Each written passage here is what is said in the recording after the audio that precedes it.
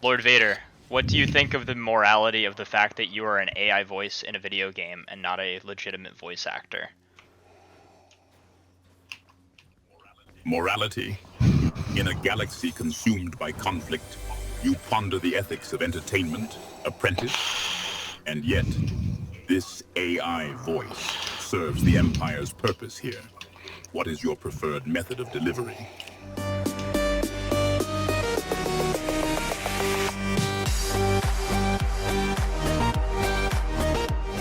All right, Tazz, what's next on your little docket here? Next one I know is the one that's going to cause a little bit of controversy here, and that is the. Well, Tazz is gone. Just kidding.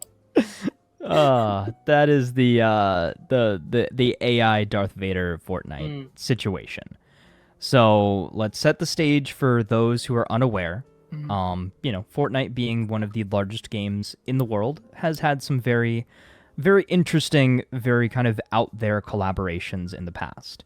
Right now, this is a Star Wars focused season. A lot of Star Wars characters in the Battle Pass, a lot of different, Star Wars themed challenges. You can get a General Grievous skin, you can get a Emperor Palpatine, all of that. Darth Vader was available in a previous season's Battle Pass, but there is a AI NPC Darth Vader that if you you just kill him on the map, you can add him to your squad, and Darth Vader will kind of just roll with you throughout the game. And the big twist to this is he's not just any AI character that'll just, start, spewing out random dialogue options. He is actually a fully programmed AI that will respond to you. So he's basically a Darth Vader, personality, has a Darth Vader personality as like a chatbot, and he will respond to everything that you say in game. And in my mind, I think it's pretty freaking cool. Like, yes, there's a lot of drawbacks to it on the kind of technical side of things from the game industry side, but looking at it from a perspective of a game player, of a Star Wars fan, being able to talk to Darth Vader is kind of a very interesting concept. And obviously, again, the big drawback is the ethics side of things, with all of the voice acting strikes going on that have bled into tons of other games. Destiny 2, for example, there's basically a warning now before you play the game. It's like certain dialogue is missing because of the ongoing voice actor strikes, that sort of thing. So if you notice certain characters without dialogue, that's why. On the Call of Duty side of things, they have very much so taken or minimized the dialogue for a lot of the dedicated Zombies crew characters, because some of these actors are in the midst of this voice actor strike. There have been some quotes from, on the Star Wars side of things, Sam Witwer, talking about voice actors, AI protections, and everything like that. And I am 100% on board for that. I think that as an actor, as a voice actor, you shouldn't have to worry about a company potentially taking your livelihood and, being able to use that to their advantage without your consent or without your permission. But the Vader situation is a little bit different. So yeah, you pulled up the article here, is that SAG-AFTRA filed unfair labor practice charge against Epic Games for its use of AI Darth Vader in Fortnite. However, the small little caveat here is that James Earl Jones and his family apparently gave permission for his voice likeness to be used to continue the legacy of the Darth Vader character. And this isn't the first time that it's happened either. They did this, a very similar thing with the Kenobi show. It was a mix of James Earl Jones's actual voice recordings, some of his archived voice recordings, as well as AI generated voice work. And I think it worked really well for the show. And in that context, I don't necessarily have a problem with it, but I definitely see where you could have an issue with it, wherein here, Vader can literally say anything. Like, you can trick him to curse, be super vulgar, like say very just out of pocket ridiculous things. And yes, it's funny. Go watch the compilations if you want to see it. IGN did a pretty funny one. But it is also very concerning. It's very scary that somebody can just program this, put it in the game, and Fortnite might be setting a new precedent going forward that the next time there's a Dragon Ball Z season, you might be able to talk to Goku, you know? You might be able to talk to Vegeta. You'll be able to, when Superman comes out, you'll be able to talk to David Cornsweat Superman. Like, that's, again, slightly concerning, but also from the point of view of, oh, maybe we could have just gotten a, voice actor to act this out. You could have, but it wouldn't have been as vast. Like, you can ask him some very niche things. Like, my brother and I decided to go play this a couple nights ago. We asked him about the clones and Starkiller and, what he thought about, certain things. Like, we asked him about sporting events. And, like, I've seen clips of people asking him, what do you think about the sequel trilogy and all of these things? So, again, from the outside looking in, it's a very interesting concept and it's a very new thing. And I think that with it being so new, there's not really any rules in place, but I think that is really the biggest argument that SAG-AFTRA has here is, okay, this is brand new. We don't have any rules against it, and we need to figure out a way to protect our actors as best we can. For sure. Yeah, I think you make a lot of good points there. I mean, it's no secret on this show and the various shows I've done. Like, I strongly dislike AI. I kind of think it's like the death of cinema. I think it's like the death of arts. I think it's such a dangerous, slippery slope. And, like, I understand that James Earl Jones put in place, yes, I want them to be able to use my voice. And I think there's a difference between this and Kenobi, in my opinion. I think Kenobi 100% is it being like, hey, for the use of Star Wars, you are allowed to use my voice for various things. I personally don't have a huge issue with stuff like that. I think that is okay in theory. I think this is another ballpark, though, because I think we are making AI too mainstream, and I think there's been a lot of propaganda for it in the last let's say a year. Like all your iPhones have AI and your computers have AI and all these services have and there's AI so many and YouTube. tiers of AI though too. Yeah. I think it's just like, again, inherently it's not all bad. Like, I think we've been using AI for 10 years now and not know it in various different aspects. So I'm not saying it's all bad all the time, but I think at the rate we are going, it is heading in a very dangerous place. We are using it to make movies and arts, and people would rather take seconds to make an AI whatever than go pay an actual artist. And I think eventually we are going to see the real life event of that. I think in a couple years we're going to see our first mainstream movie made with AI, and studios are going to see that and they're going to go, oh well, that was a lot cheaper than hiring real writers and producers and actors. And it's like, again, like, I don't want to piss anyone off that's using this and having fun with this. Like, obviously I'm so happy people are having fun, but also it's like, keep in mind while you're doing so that, like, it's easy to get into stuff like this too. It's easy to kind of fall into that rabbit hole. Like, what is the cost of having fun at that point? And a couple of other things. I did pull up a quote here. James Earl Jones's family has spoken on the AI Darth Vader in Fortnite. He always wanted fans of all ages to continue to experience it. We hope that this collaboration with Fortnite will allow fans of Darth Vader and newer generations to share in the enjoyment.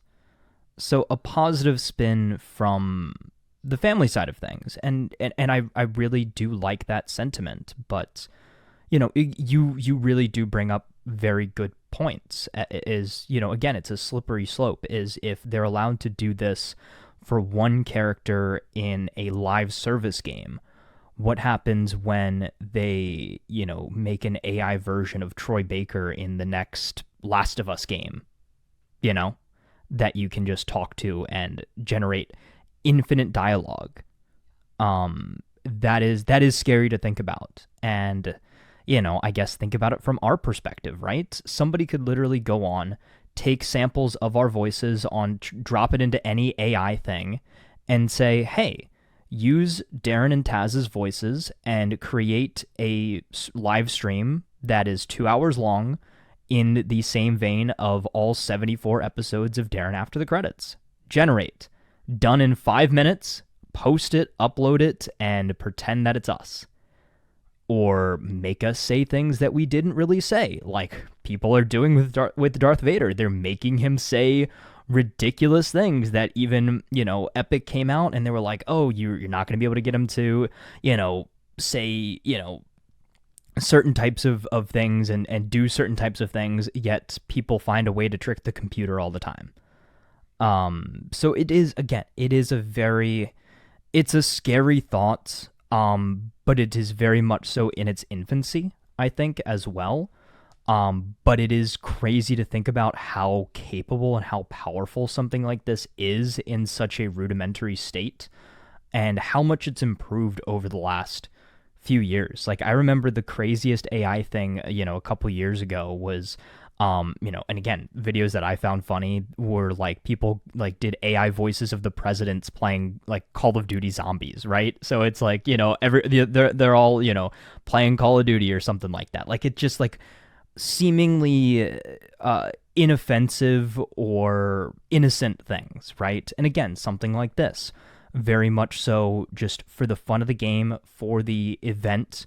But it's so popular. It has gotten so much traction. It's done exactly what they want it to do, and they're going to do it again. Whether they actually use, say, again, let's bring that, Dragon Ball Z example back, because they've done Dragon Ball Z events in the past. Whether they actually somehow get the rights to the voice of Goku and make him do that, or they just hire a voice actor that kind of sounds like him and makes that AI voice. What's the legality there, right? You're not necessarily replicating that voice, but Epic Games has the rights to the characters. They hire a voice actor that can do an imitation, create it with AI, and maybe blend it with the real voice a little bit to make it sound more like the actual voice, and bada bing, bada boom. You've got Goku in Fortnite that can, say an infinite amount of ridiculous things.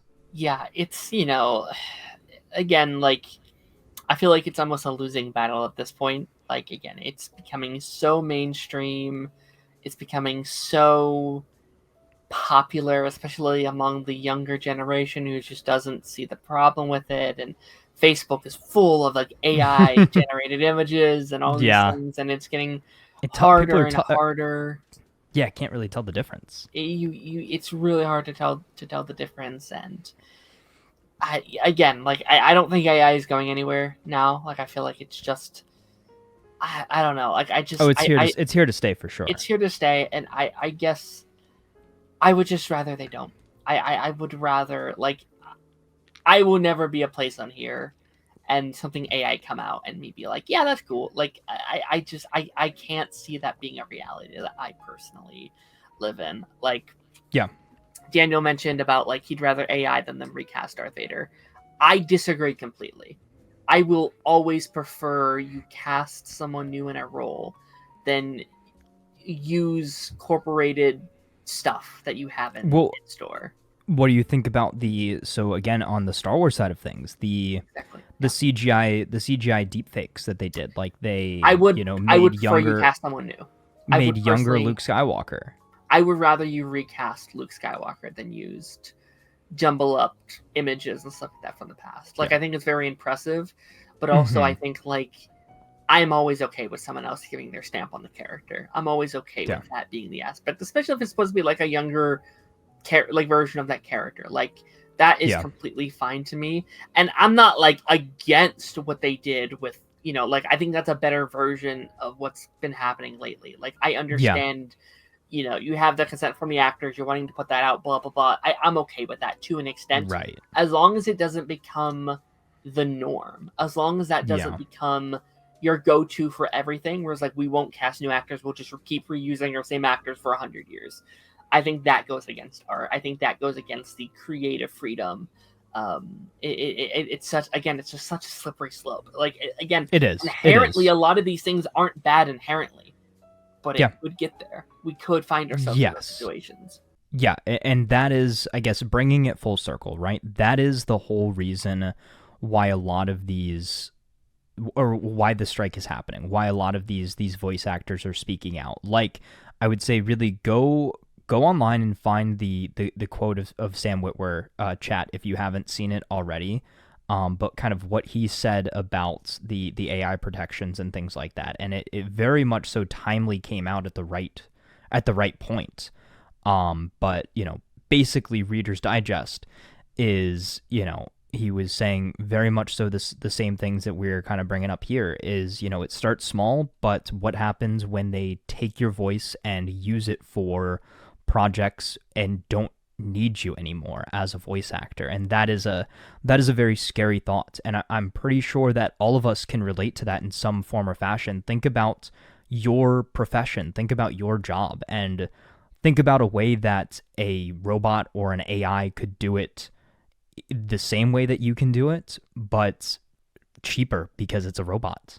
100%. Like, it's kind of a different thing, but like, we have those self-checkouts at my store, and like, I very rarely will use those, because while yes, we're okay for the time being, there will be a reality when the corporations will just be, it's easier to do those than to cast actual people who need actual jobs.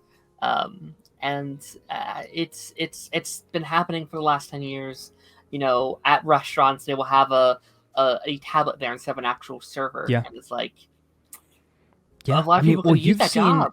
You've seen these like whole self-checkout stores now. You literally scan a credit card, go in, take what you need, and then they auto charge you based off of what you take from the store, a fully autonomous, you know, store experience. Or like, that's basically the Amazon store, right? Or the Amazon Fresh. So yeah, it is. And very much so we got into kind of that deep moral dilemma discussion already. But yeah, it definitely, it's scary to think about.